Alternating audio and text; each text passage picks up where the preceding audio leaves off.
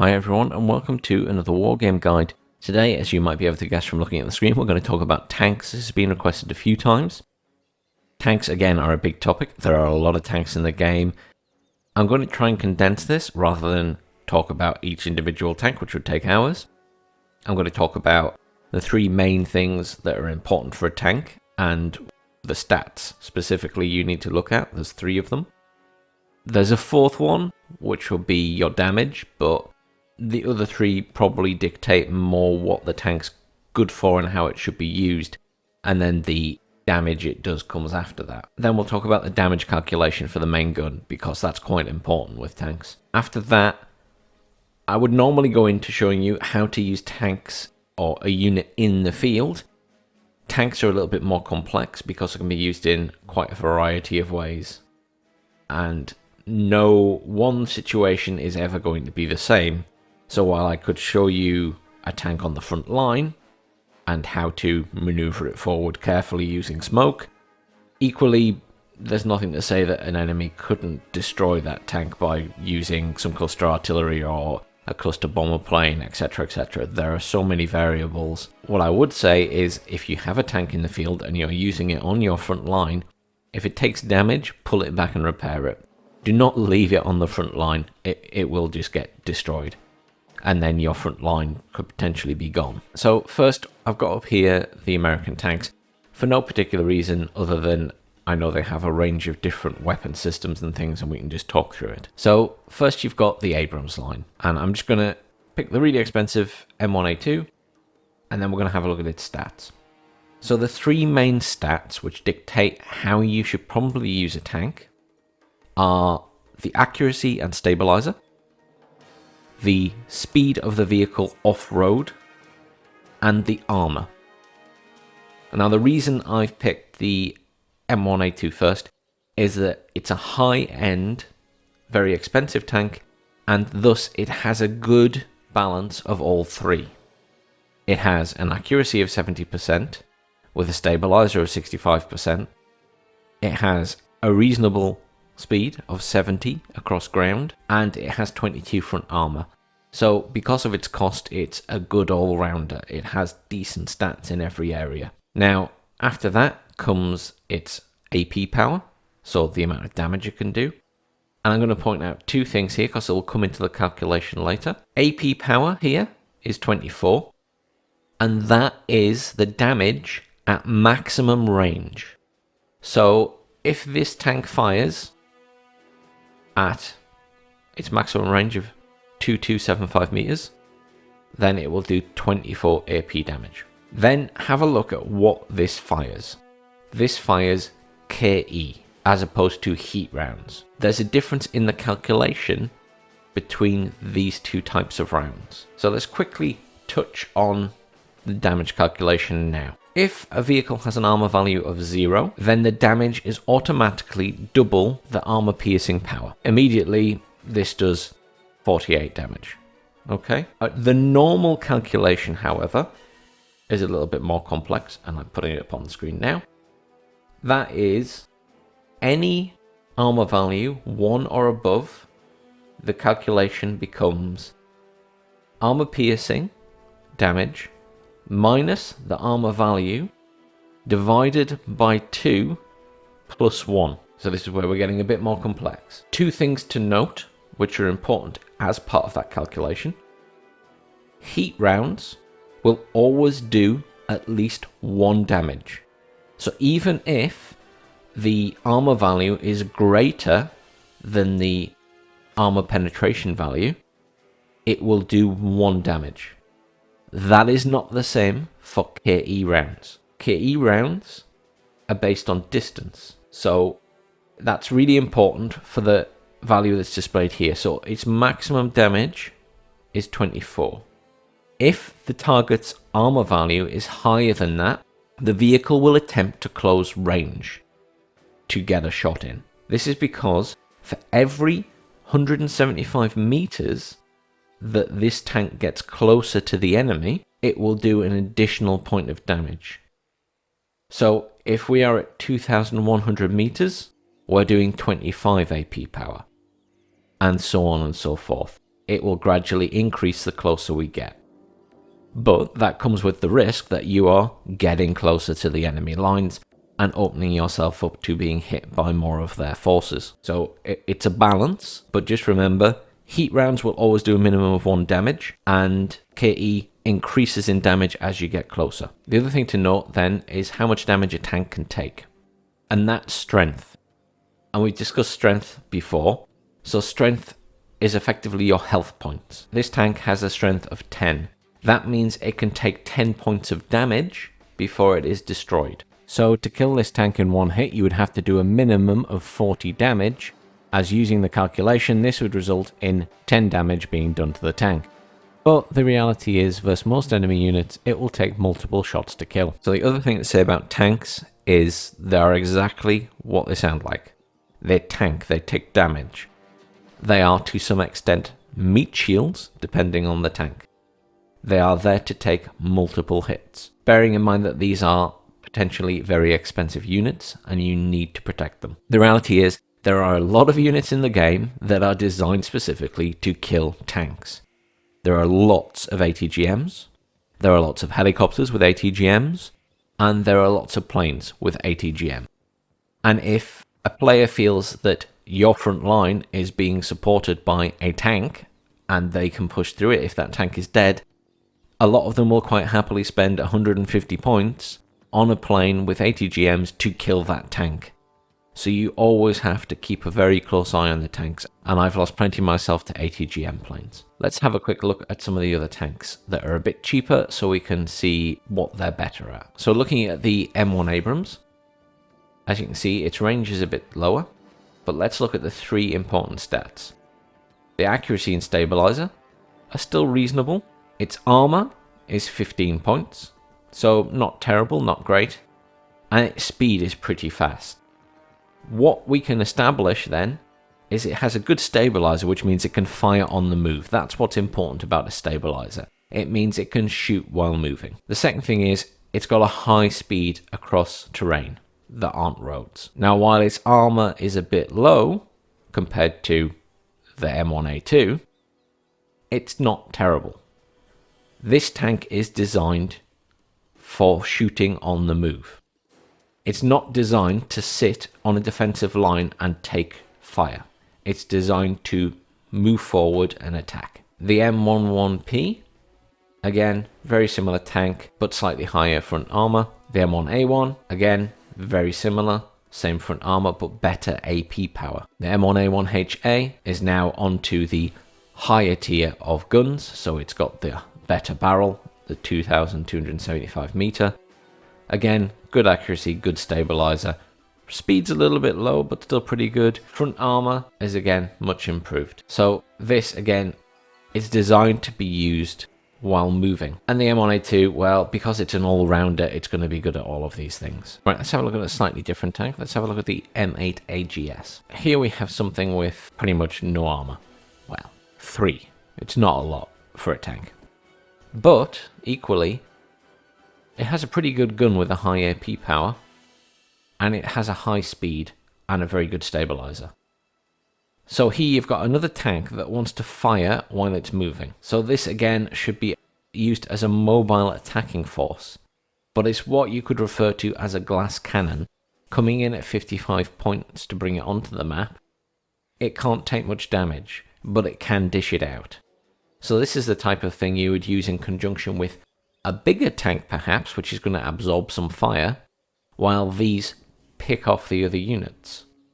Equally, these units would be very good for taking around the back or side of the enemy, while your main tank with heavier armor takes the damage from the front. And then these guys come from the sides or the back and do that additional damage to the side or back armor. Their speed makes the difference here. And then if we have a look at the MBT-70, for example, this is a tank that has reasonable accuracy, a reasonable stabilizer, not great front armor, not a very high speed, but 60 is reasonable. It also comes with 2 secondary weapons, a missile, which isn't the most accurate, and an autocannon. The reality is that the missile is kind of useless, because, let's be honest, the Americans have TOWs left, right, and center. So you're better off bringing in a TOW, than one of these. That said, the autocannon is nice. The gun itself is reasonable, though its AP power isn't very high, but it does have quite a lot of front armor for its price point. So this one could be used on the move, but equally you're not going to be firing that missile on the move, and that's what's going to give this vehicle its range. Let's have a quick look at the French tanks. So we'll ignore the really expensive one because that's always got good everything. But if we have a look at some of the cheaper ones, if I just hover over the French tanks and we go through them slowly, do you notice the stats for these tanks? Most of them have either no or a very poor stabilizer. However, they have a high speed across ground. The French tanks are to some extent designed for hit and run tactics. You move them in, you fire, and then you move on. They're not going to be good at firing on the move, but they're going to be good at charging in, taking a few shots, then getting the hell out of there. Obviously, the Leclerc is very high damage, very high accuracy, very high stabilizer, very high speed, very high armor. But it's a 165 point tank, it's their best tank. So it's very good, but it comes at a price. The advantage which the French have is a lot of their tanks come with autocannons. So they have an advantage against infantry. So they're the type of units you can push forward to do that, moving in and firing, while still having some defense against incoming infantry, compared to other tanks which would only have a machine gun. And even the very cheap AMX-30B has an autocannon. Now let's have a look at the German tanks. I'll skip over the really cheap ones and just have a look at the Leopard ones. Again, you're looking at those three things: the accuracy and stabilizer, the speed, and the armor. And I'm just scrolling through them back and forth and see if you can work out what these are for. They all have very light armor. They have a high speed, and they have good accuracy and good stabilizers. These are designed to be shooting on the move. The idea being that they're going to die, and that's to be expected. They have low armor, but they're cheap, they have good accuracy, they're there to fire on the move, they're there to push a front line. The Leopard 2s are the more modern tanks. These retain that pretty high speed, however, they're coming in with much better armor. Equally, their price is higher to match that. So they have good accuracy and stabilizers, they have a good speed, and good front armor. So these tanks fulfill the role of shooting on the move, but equally they can act as a defensive line because of their higher armor for a reasonable price. Another good example of tanks which are designed to hold the line are the British tanks. As you can see as I scroll through them again, they're all pretty slow. I mean, even the Challenger 2, its maximum is 60, and other than that they're all a lot lower. Now the Challenger 2 again is the expensive, good all-rounded tank, but if you look at the Chieftains, which are the cheaper tanks, you can see that they sort of have a very slow speed, medium sort of armor, and a reasonable accuracy, so-so stabilizer. The Challengers, again, very slow, high armor, good guns. They're designed for supporting infantry on a front line. They're not designed for any hit and run tactics, although they could be used to fire on the move. So they're good for pushing a front line with support of other units.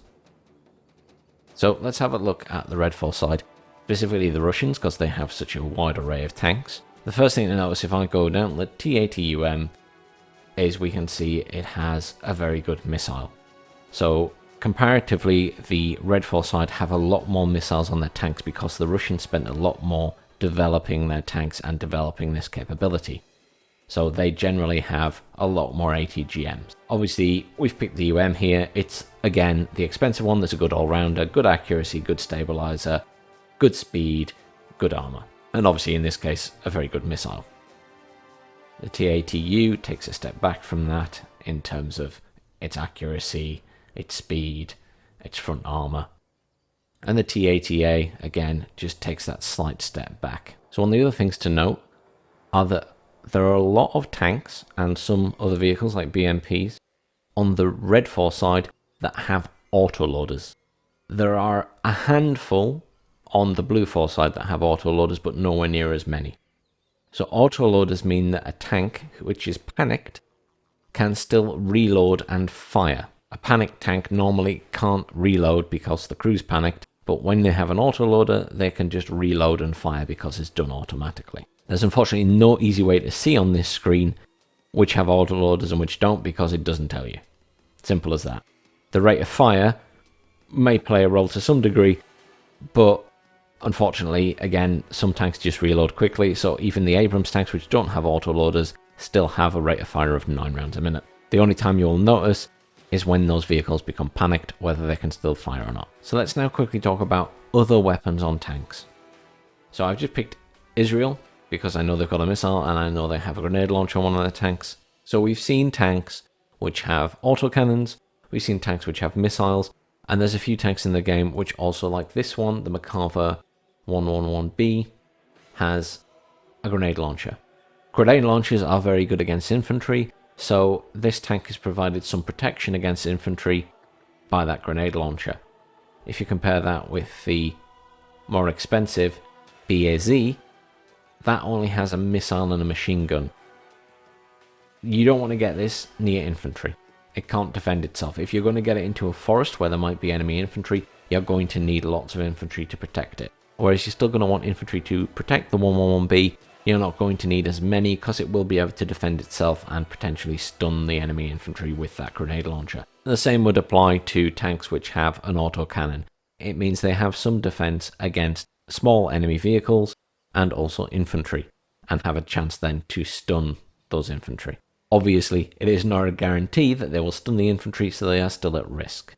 And the best thing to do is do a reverse maneuver away from those infantry if you can. Tanks with ATGMs, that's pretty self-explanatory. It's an ATGM, I hope you know how to use those. They're good for tanks which are on a defensive line, and in particular in the Macarthur's case, it's good at firing on the move.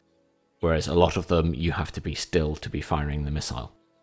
If you wanted to use the missile rather than the gun, you can of course disable the gun so that it will only use the missile. So the last thing I want to quickly touch on are meat shields. What I mean by meat shields are tanks which are designed to fire, take damage and die.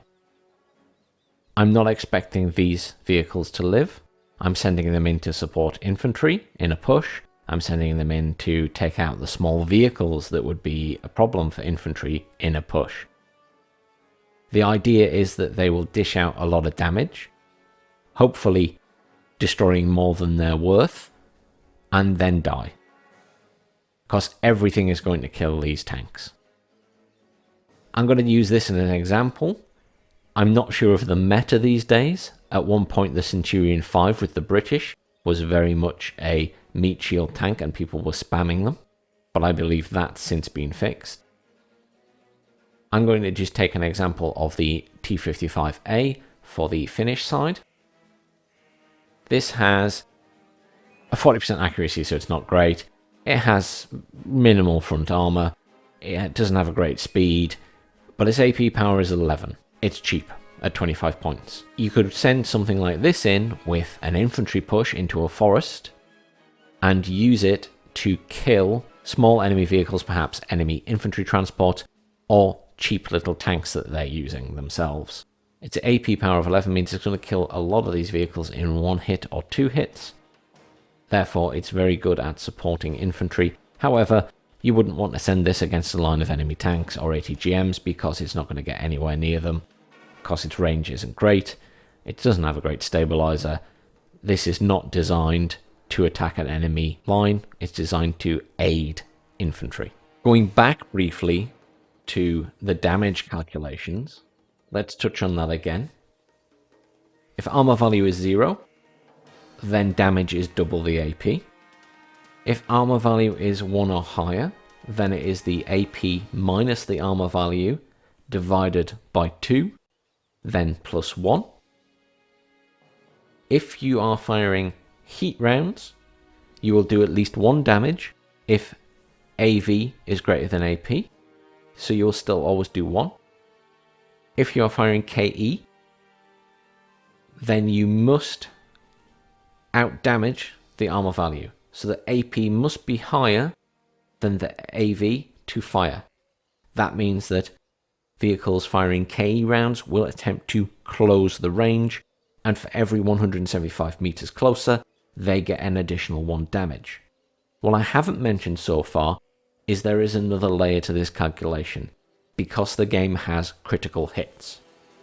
A critical hit means that there will be an additional effect applied to the vehicle. So not only will it take a lot of damage, there will also be an additional effect, such as damage to the gun, damage to the sights, and that will take time to repair. It's a bit like when you get damage to your track and then you can't move the vehicle for a short time. Unfortunately, there's no predicting that, you're just unlucky. It's like rolling a dice. Either you're lucky and that doesn't happen, or you're unlucky and it does happen. That's pretty much tanks in a nutshell. As I say, I haven't gone into details on every tank because that would take forever. I've also avoided going into too many specific strategies because there's just too many variables and too many ways to lose a tank. However, if I get enough footage, I'd consider putting another video together where I show tanks in the field. What I want to stress is that while the accuracy, speed, and armor are important and give an indication of what the tank was designed for, you do not have to use them in that way. You can use a tank however you want, and some people will have a specific strategy that they use with a particular tank that other people won't use, and that works for them, which is fine. I hope these videos have continued to be helpful for those newcomers to Wargame. As always, thanks very much for watching. Please like, share, and subscribe. I really do appreciate any feedback in the comments. I will also have missed plenty of good tips for tanks, so please do post your own tips below, and I will happily bump them up to the top. And obviously, if there were enough additional tips, I could make a new video with them as well. Have a great weekend, everyone.